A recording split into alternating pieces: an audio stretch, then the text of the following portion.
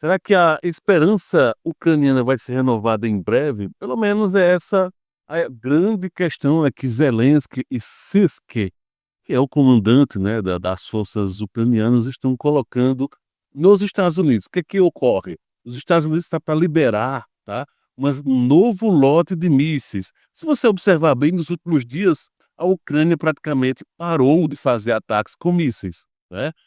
Eu já até trouxe já matérias a respeito, que a OTAN vinha reclamando da forma maluca e exagerada que os ucranianos estavam lançando esses mísseis, né, então de 500 mísseis que tinham inicialmente, foram reduzidos a praticamente zero, como está agora. Então, nesse momento, uma certa esperança, né, por parte do comandante Sisk e do próprio Zelensky é que, com essa invasão em Kursk, essa nova ofensiva em Kursk, os americanos comecem a olhar com do tipo: "Poxa vida, eles estão querendo executar alguma coisa". Só que qual é o problema? É que o tiro saiu meio que pela culatra. Eles imaginavam, os ucranianos, né, que falam, imaginavam que iriam avançar fortemente em Kursk, mas não conseguiram sair muito do lugar. Daqui a pouco eu vou mostrar imagens para você entender melhor. E detalhe, vou trazer tanto imagens de mapas como informações de imprensa ucraniana, tá. O pessoal às vezes reclama: "Ah, Pablo é muito pró-Rússia". Não, estou contando a verdade. O lado que for, né, se eu estiver falando a favor e que a situação, a notícia seja a favor da Ucrânia, vão dizer também o inverso. Acontece muito aqui no canal e faz parte, né. Mas, e detalhe, uma curiosidade, Zelensky, acredite ou não, soltou uma farpazinha para o lado americano. Disse até o seguinte, abre aspas: "Pedi aos Estados Unidos que realizassem o transporte de armas em aviões ucranianos para evitar pagar a mais para empresas americanas, mas me recusaram", disse Zelensky, sugerindo corrupção em algumas empresas americanas. Ele até continua: "Poderíamos ter recebido mais armas, mas tínhamos que pagar por esses aviões caros. Algumas empresas fazem lobby por essas decisões, mas eu não podia falar sobre isso publicamente, pois não queria provocar um escândalo". Aí tá lá, né, fecha aspas, tá lá Zelensky falando de corrupção, não sei se existe ou não, né, não me cabe aqui julgar, mas está lá Zelensky falando de corrupção em um país, Ucrânia, que tem um dos maiores índices de corrupção nesse conflito, tá. Já se saiu muita notícia a respeito de uma série de situações, alguns até foram presos. Chegou num absurdo, num nível tão alto, da corrupção estava tão muito na cara, que tiveram que prender alguns dessas pessoas. Então, assim, num nível extremamente exagerado, e aí Zelensky agora falando de corrupção. Mas enfim, coisas do jogo. Mostrar aqui um pouco o fronte, né, o que está acontecendo exatamente. Como eu tinha comentado com você, não houve um avanço significativo, tá. Os ucranianos basicamente conseguiram avançar até aqui essa região, algum vilarejo por aqui por perto. Mas não avançaram mais do que isso, tá. Cometeram algumas falhas crassas, falhas básicas. E olha que eu não sou o cara do armamentismo, dessa parte de estratégia militar, não é minha especialidade. Eu estou só repetindo o que inclusive outras pessoas já até tinham falado. Como é que você faz um grande ataque daquele em fileira, durante o dia? Tem uma série de muito, não de pequenas, de muitas falhas que estão gerando exatamente mesmo que tenha sido em ondas, os russos em algumas áreas estão tendo dificuldades, tá, mas eles não conseguem avançar. Esperavam que iria avançar, mas não estão avançando, tá, então tá aí a questão. O que é que ocorreu nas últimas horas na região? Como eu tinha dito, o pessoal da chamado Deep State, que é um órgão meio que independente, que é ucraniano, eles trouxeram pela primeira vez um mapa atualizado da região, e é aquilo que eu tinha dito, a região de Berdim, né, a vila de Berdim, ela está como em conflito, né, não foi resolvido, que é aquela região que eu mostrei agora há pouco aqui, né, assim que eu estava com o mapa. E essa região aqui onde eu circulei, essa região, então tá cinzenta, tá cinza, né, não tá sob controle ucraniano, tá cinza, pelo menos nas informações aqui do Deep State e também o site Strana Today, que tá trazendo essa informação, tá. Então tá aí a situação de Kursk, que não tá tão bem assim ainda, né, tá aí o ucraniano aqui as informações. Outra situação interessante, daí Kurakov admitiram pela primeira vez, até então não estavam, tá. Eu trouxe aqui no canal dias atrás, olha, Kurakov vai cair, Kurakov caiu. E o detalhe, ainda tem ucraniano, tem soldados, um grupo de soldados que não estão confirmando a queda, mas, segundo o Strana Today, Kurakov está realmente perdido, já era, já realmente de fato caiu, até coloca: "A cidade de Kurakov está praticamente perdida". Os soldados defenderam heroicamente uma zona industrial, um industrial que até trouxe, né, que eles estavam nessa zona industrial, e os russos vinham avançando de forma mais lenta, já que seria uma área que teria uma grande baixa do lado dos 2 lados, então os russos foram avançando de forma gradativa, né. E detalhe, segundo ele, a decisão de retirar-se agora para posições vantajosas seria plenamente justificada. Eu até trouxe que os ucranianos estavam demorando a recuar.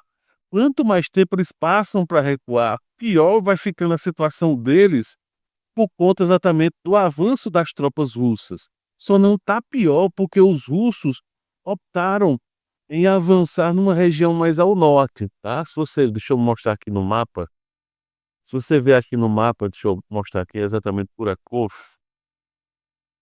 aqui. Só não foi pior para os ucranianos, né, que até então essa região aqui não estava sendo ocupada e foi 100% ocupada pelos russos, porque os russos optaram, inclusive nesse mapa que ainda não aparece ainda, como até os ucranianos já confirmaram que os russos já tomam conta de Shevchenko aqui, então os russos optaram em fazer uma pressão em Dakena aqui e vir para Shevchenko. Fizeram uma pressão aqui em Dakena para que eles não tivesse reforço, para que alguns dos reforços que estão aqui em Dakeno não viessem para Shevchenko. E aí o que foi que os russos fizeram? Forçaram aqui a passagem, invadiram Shevchenko e, né, conseguiram dominar essa área. Então eles preferiram que, lógico que tinha uma certa força russa aqui também, né, um pouco aqui, mas uma preocupação maior em Dakeno do que exatamente com o recuo dos soldados, que evidentemente devem ter sofrido uma retaliação com drone, com alguma coisa do tipo, evidentemente, claro, né, mas uma proporção mais de boa, entre aspas. Resta saber agora se os ucranianos já começaram a fazer uma nova retirada para essa próxima área urbana, tá? Tem uma outra área que está aqui, não dá para ver, eu estou sendo encoberto um pouquinho, e é a próxima etapa, tá? Como também o pessoal que estava em Shevchenko foi para Andrivka, que foi a próxima parte urbana que tem aqui na região. Então, há uma tendência natural de agora os russos ganharem um certo terreno, tá? Algumas áreas aqui vão acelerar o passo, mas ao norte também. E mais que temos de informação importante aqui? Deixa eu voltar aqui para o. Deixa eu ver só uma outra informação importante e relevante. Aí, nas últimas 24 horas, os russos capturaram outros assentamentos, como o caso de Shevchenko, que eu comentei, e que tem o maior depósito de lítio da Ucrânia, e também tem Ivanovka e um outro que é Lozovaia, que é perto de Kharkiv, já na margem esquerda do rio Oskol. Então também houve esse ganho por parte dos russos. Vou mostrar até uma outra imagem aqui, ó. Isso que eu tinha comentado. Se você vê aqui no mapa, Shevchenko ainda não foi capturado, digamos assim. No mapa aqui do Deep State já até mostra então confirmando, né, de fato, um Shevchenko sendo avançando, né, as tropas russas tendo avançado para essa área. O que mais temos de importante e relevante? Deixa eu ver se tem alguma outra informação. Eu lembro que tem umas 2 ou 3 aqui, aquilo que eu tinha comentado, né, o grupo Kortitsa, melhor dizendo, né, a pronúncia quase não está muito certa, mas é o mais próximo, negam que de fato os russos dominaram toda a região de Kurakov, mas, né, como eu tinha dito, até já os comandantes já afirmam que caiu mesmo, a imprensa fala sobre isso, tá. Outro fato curioso é os chamados canhões autopropulsados Koksan, que é norte-coreano, tá, já foi visto no front. Dias atrás tinha se visto provavelmente eles de trem saindo da Coreia do Norte, indo em direção à Rússia. Como o território russo é enorme, inverno também, então é um processo logístico, eh, que até eu comentei na live, tá, na live de ontem, da dificuldade, uma das dificuldades russas tem a ver com logística, né, por isso que eles com uma certa dificuldade em tudo, não só em pessoal, mas principalmente em equipamento, não é exatamente em produzir só, mas é mais do que produzir, é chegar na ponta, que isso é um problema comum a qualquer fronte, quanto maior for ficando o fronte, mais dificuldades vai ter que se tendo, vai ter que ter novos processos de logística sendo criados. Mas aí então, aí chegou o Coxant, vou mostrar até a imagem aqui, do Coxant,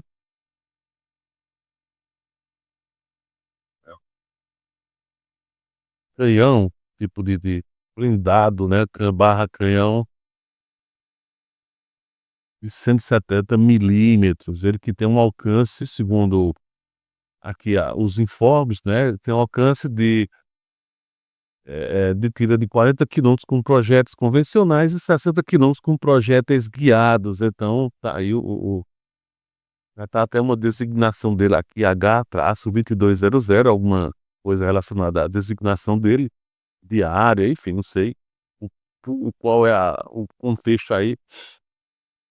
E basicamente é isso, assim, tem toda a questão na Rússia, nas últimas horas estava, tem um fato curioso, deixa eu mostrar aqui no front de uma forma geral, tá.